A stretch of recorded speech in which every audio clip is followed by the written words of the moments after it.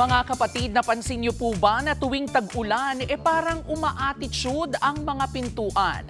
Panoorin nga po natin ang mga videos na ito.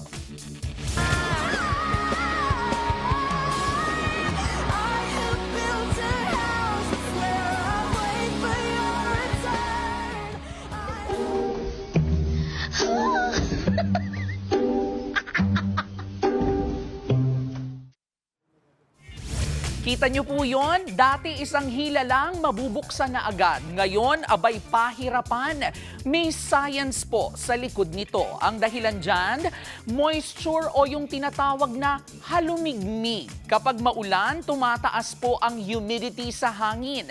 At dahil ang pintuan ay gawa po sa kahoy at ang kahoy ay porous o yung may maliliit na butas, napapasukan po ito ng moisture. Kumbaga, na-absorb ang halumigmig. At kapag ang kahoy sumisip-sip ng tubig, para po itong namamaga.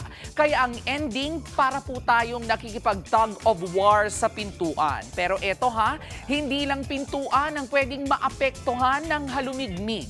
Pati na rin ang kahoy sa sahig at cabinet.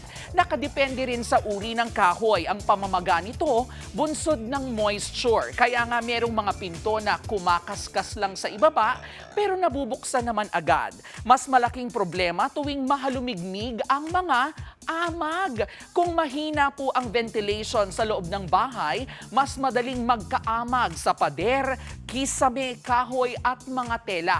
Kaya kung may mabahong amoy o kung may mga bahid na parang black spots sa pader, maaaring moisture problem na yan. Pero mga kapatid, may paraan para makontrol ang moisture sa loob ng bahay. Maaari pong gumamit ng hygrometer para ma-monitor ang humidity. At kung mataas ito, makatutulong ang air conditioner o dehumidifier.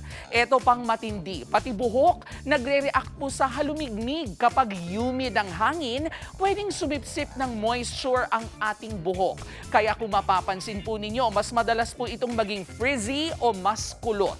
Kaya sa panahon ng tuloy-tuloy ang ulan, hindi lang ang tubig na nakikita natin ang dapat bantayan, pati ang moisture na naiipon sa hangin dahil ang simpleng mahalumigmig, maaaring magdulot ng problema. Yan po ang ating K-Alaman. K-OK.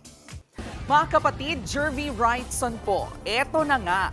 Para sa latest showbiz news at iba pang K-Alaman, mag-follow at mag-subscribe na sa social media pages ng News 5.